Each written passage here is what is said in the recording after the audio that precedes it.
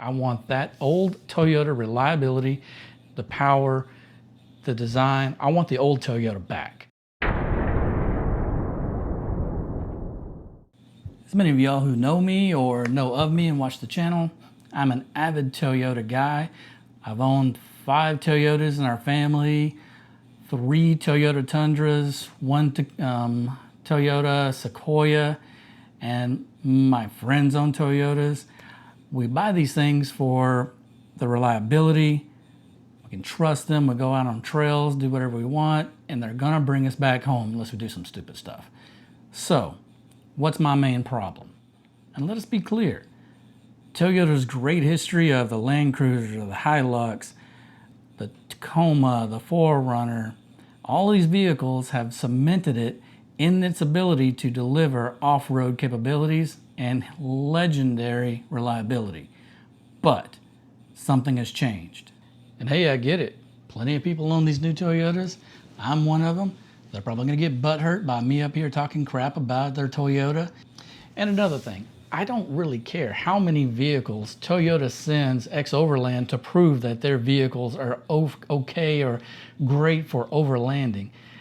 Love ex-Overland. Those guys take them, modify the crap out of them, and then know how to maintain and drive them across whatever terrain they're going on. They're professionals. They know how to get this done, and you notice you never hear them complain or say anything about all the issues that all the other people are having with Toyotas.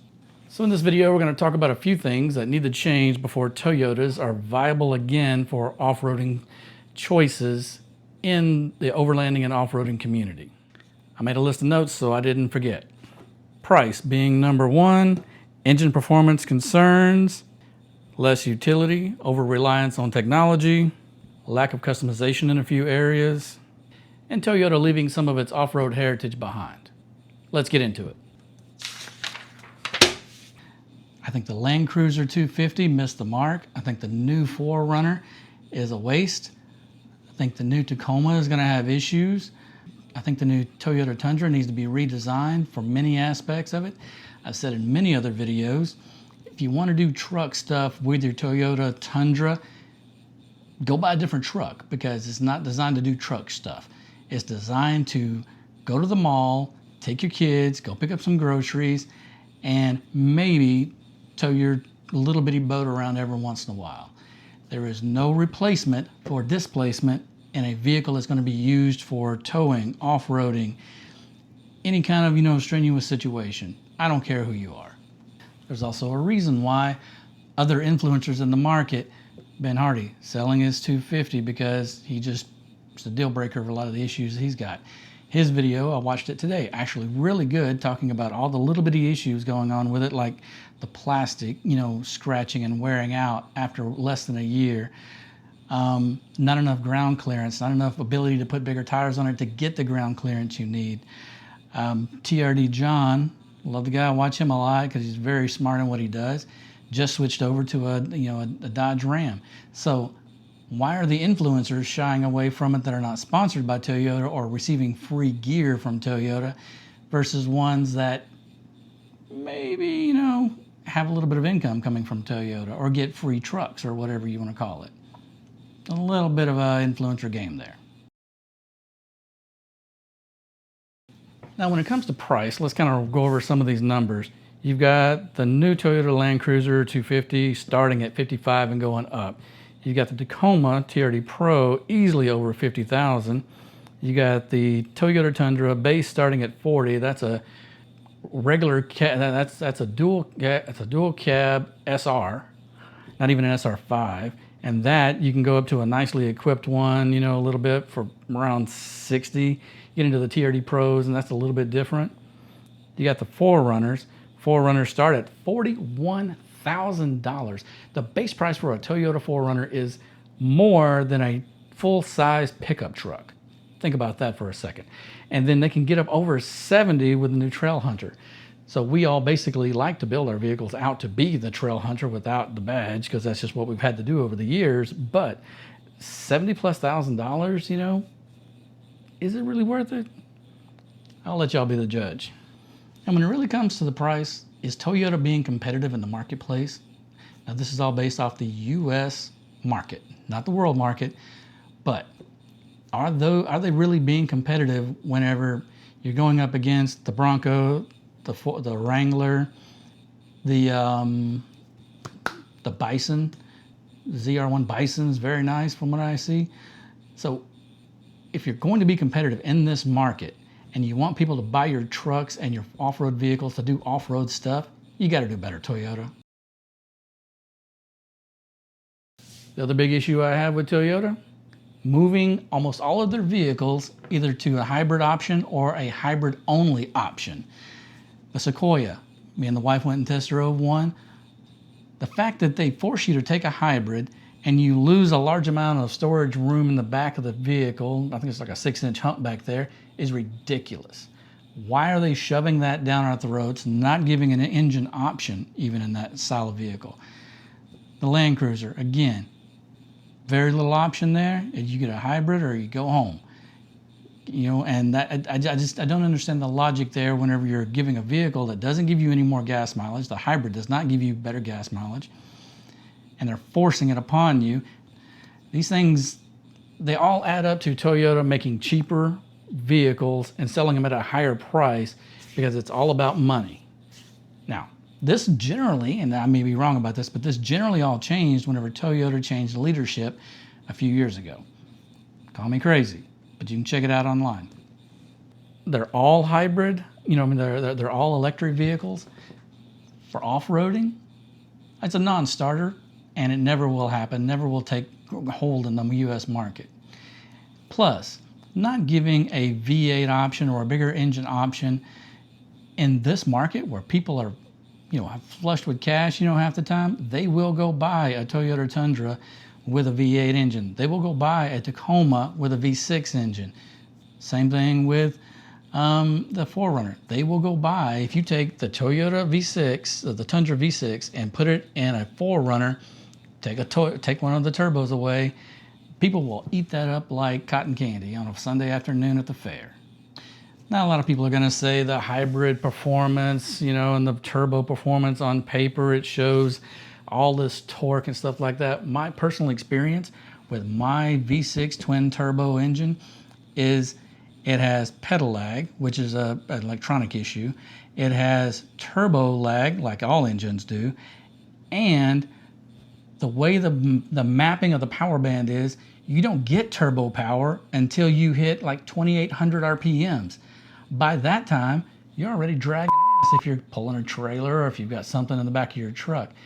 And then if you mash the gas a little bit more to give it more power to move its own butt, then the turbos kick in and everything goes, and then you're almost too much power and out of control. The power band is completely wrong and needs to be redesigned. Again, I don't want to make this sound like it's a Toyota only problem in the industry. All the manufacturers are having these problems.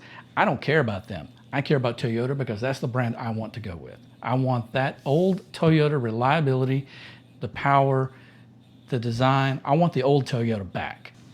Let's get into the technology. Now, the KDSS systems are really nice. It almost basically does it for you. It's almost like you don't have to have any off-roading skill anymore to be able to get through situations. And that's great for the masses. A lot of us like to have feedback coming back. We like to be able to apply different skill sets to be able to get different things, put the lockers on and work, you know, different ways to be able to get in and out of spots. Using a crawl control, you know, is great. I made sure I had it just in case I got stuck in the sand. Plenty of technology there, but is it really helping the future of off-roading and overlanding? Let me know in the comments. One of the other big issues I have is all the sensors all the way around the vehicle. Now, I use them quite a bit in my truck for parking because it's a big truck. I use the front sensors, you know, where I'm getting too close to something, I use the front camera. Love the whole camera, surround camera thing. Best thing they ever did. But the sensors when you're off-roading tend to go off all the time and they're beep, beep, beep, and you're backing up and you're beeping this and beeping that. Now, Grenadier got this right. They have it where you can turn all that stuff off when you're off-roading. It's a simple button. Why can't others do that? Because they're not focused on making off-road vehicles for off-road people. So when we talk about less customization flexibility, this really falls into some of the newer vehicles coming out this past year where you have less room in the back because of the hybrid systems, which some of them have options, I get that. But the wheel wells are being designed to where you can't fit bigger tires in there. 33s work great for some people, 32s okay. I think they come factory with, like, Land Cruiser comes factory with 30s.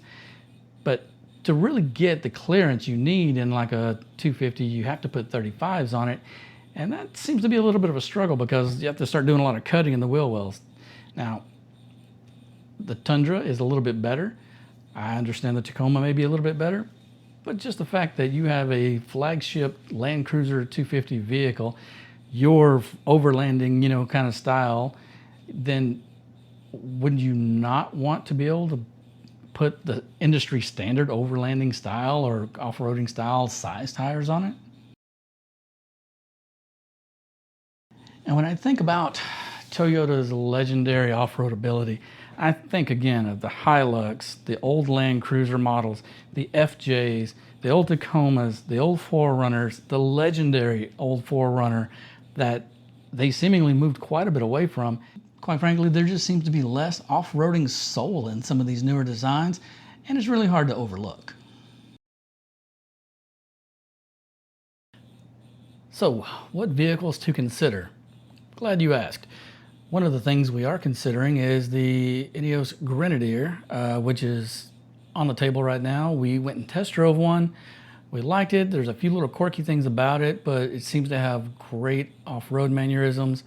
Really solid build. The engine, it's got a BMW straight six. It's historically reliable, but it's kind of, the steering is kind of weird. It doesn't have a track back to center steering process, which I think we can get by. We're using a steering damper from some of the studies. Some of the other quirky things I've seen online from people is the door handle knob sticks when it gets a little sand in it. Sometimes the AC works, sometimes it doesn't. You're gonna have to wait a little while for it to, go in and out of four-wheel drive and lockers. Takes its own time getting out of the locker. It is a first-year vehicle or second-year vehicle, so a lot of the quirks may be worked out.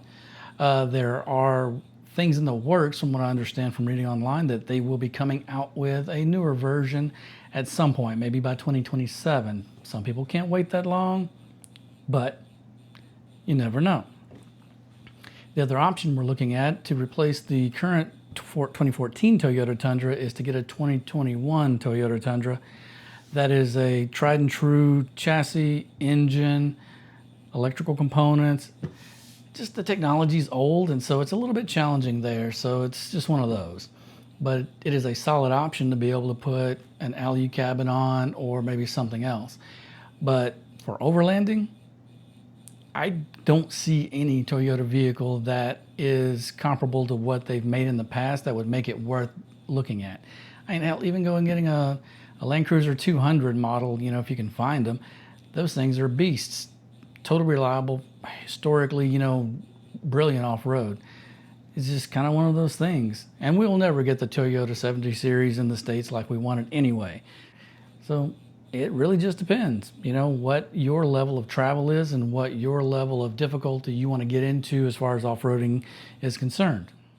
Look, I know I've been doing a lot of pissing and moaning about this and that and the other thing with the Toyotas, but the bottom line is they still make some of the most dependable vehicles on the planet. But until they come back to their original, roots of their off-road heritage, the pricing, becomes reasonable, they do better with the electronics, I might have to hold off from now. But if they do make another vehicle that is legendary, fits all the needs, that we have as off-roaders and overlanders, I'm definitely going to give it a shot. And for right now, I'm kind of stuck with this. It still, runs and still, okay. It's just what it is. But I'm going to hold off for now on anything new and keep wrenching on what I got because it's rock solid. See you in the next video.